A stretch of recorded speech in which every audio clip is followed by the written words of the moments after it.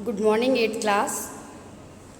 आज आपकी हिंदी व्याकरण का पाठ 12 समास हम आपको पढ़ाएंगे। इसके पहले उपसर्ग प्रत्यय आपका हो चुका है, ये आपका दूसरा लेसन जुलाई का। इसको देखिएगा, समास पाठ 12 आपका समास है। आज की डेट डाल लीजिएगा 20/7/2020, कोटेशन डाल लीजिएगा इन्वर्टेड कॉमास में। बेटा ये सब पेन से करिएगा, मैंने पेंसिल से किया है, मैंने यूज़ पेंसिल की है, लेकिन आप पेन से कोटेशन और डेट डालिएगा।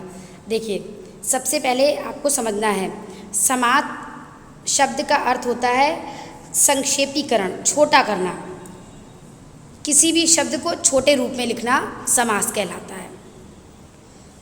ध्यान दीजिएगा, संक्षेपीकरण मतलब छोटा करना।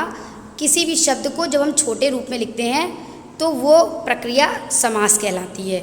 समास की जो परिभाषा है, दो या दो से अधिक शब्दों के मेल से शब्द बनाने की प्रक्रिया समास कहलाती है। आपकी परिभाषा लिखी है, दो या दो से अधिक शब्दों के मेल से शब्द बनाने की प्रक्रिया समास कहलाती है। जब दो शब्द हों या दो से अधिक शब्द हों, उन सबको मिलाकर के एक कर दिया जाता है तो वो प्रक्रिया आपकी समास होती है। जैसे आपका यहाँ पे एग्जाम्पल दिया हुआ है, गौ के लिए शाला। यहाँ पे देखिए बच्चों, चार शब्द हैं, चारों को मिलाकर के एक शब्द कर दिया गया, गौशाला। तो ये आपका समास हो गया। ये समास विग्रह है। जब हम समास विग्रह, जब समासिक पद को हम तोड़ते हैं तो वो समास विग्रह कहलाता है। तब ये शब्द अलग अलग हो जाते हैं, और जब हम इन 3-4 शब्दों को मिलाकर के एक शब्द का निर्माण करते हैं तो वो समास कहलाता है, सामासिक पद कहलाता है। यहाँ पे आपका एग्जाम्पल दिया है, राष्ट्रपति का भवन। अब का हट के राष्ट्रपति भवन एक शब्द आपका बन गया, तो ये भी समासिक पद आपका बन गया है। जैसे और एग्जाम्पल आपका दिया है, रसोई के लिए घर। तो रसोई के लिए घर को हटा करके रसोई घर कर दिया गया है। और भी आपके एग्जाम्पल, जैसे गंगा का जल, तो उसको गंगा जल हमने कर दिया, नया शब्द बना दिया। 2-3 शब्दों को मिलाकर के एक शब्द बना दिया तो वो आपका क्या कहलाया, वो प्रक्रिया आपकी समास कहलाई। समझ में आ गया। जैसे ग्रामवासी, ग्राम में रहने वाला, ग्राम का निवासी हो गया। या घोड़े पर सवार को हमने कर दिया घुड़सवार। तो बच्चों आपके इसमें एग्जाम्पल बहुत सारे दिए हुए हैं, इसको आप देख लीजिएगा अपनी बुक से। बस ध्यान रखिएगा, जो परिभाषा है कि दो या दो से अधिक शब्दों के मेल से शब्द बनाने की प्रक्रिया आपकी समास कहलाती है। बच्चों दो चीज़ ध्यान रखिएगा, इसमें एक समस्त पद होता है। जब हम सब शब्दों को एक साथ मिलाते हैं तो इसको समस्त पद कहते हैं, और जब इन शब्दों को हम तोड़ देते हैं तो सामासिक पद को अलग करने की प्रक्रिया आपकी होती है समास विग्रह। एग्जाम में दोनों तरह से आपको आता है, समास विग्रह करने को भी आएगा और सामासिक पद बनाने को भी आएगा, तो इसको ध्यान रखिएगा। अच्छा, समास के आपके 6 भेद होते हैं बच्चों।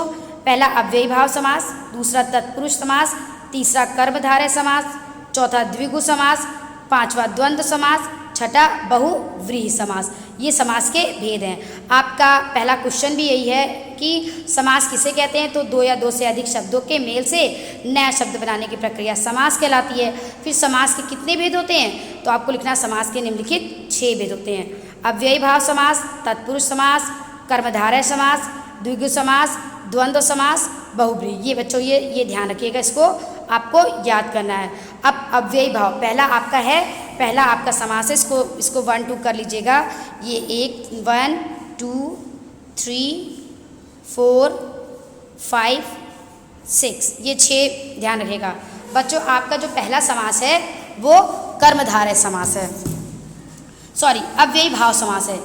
वो समास जिसमें जब हम समासिक पद बनाते हैं तो जिसमें पहला पद अव्यय होता है और पहले पद की प्रधानता होती है। पहला पद अव्यय होता है और उसी की प्रधानता होती है।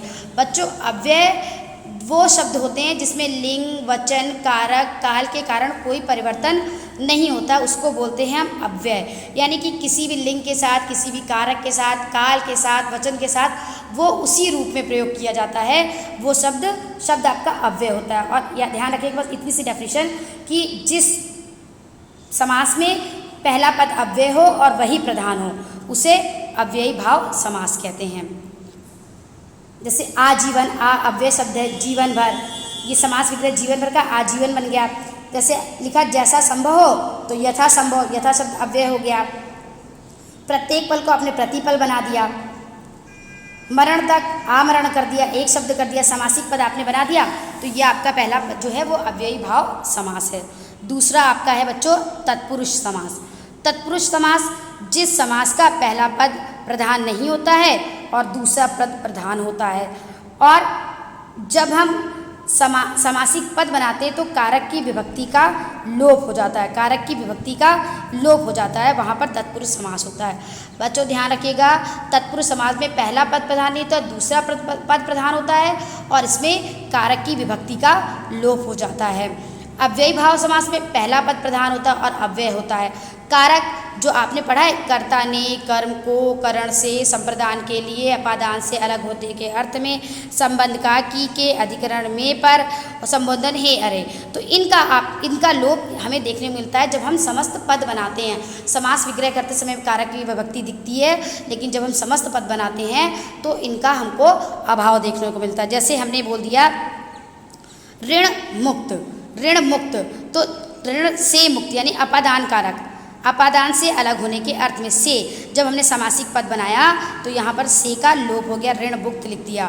ऐसे ही बच्चों हमने बोला कि राजपुत्र संबंध कारक का की के, जब हमने शब्द बनाया राजा का पुत्र को समासिक पद बनाया तो बन गया राजपुत्र, यहाँ पर का लोप हो गया, का नहीं दिख रहा है। अब हमने बता दिया यहाँ पर घुड़ सवार शब्द बनाया, जब हमने समास विग्रह किया तो घोड़े पर सवार यानी कि घोड़े पर सवार को जब हमने समासिक पद बनाया तो यहाँ पर का लोप हो गया, घुड़सवार हो गया। बच्चों राजा का पुत्र में का लोप हुआ, घुड़सवार पर का लोप हुआ, ऋण से मुक्त पर से का लोप हुआ, तो आपका समासिक पद यहाँ पर बन गया। ये आपका हो गया तत्पुरुष समास।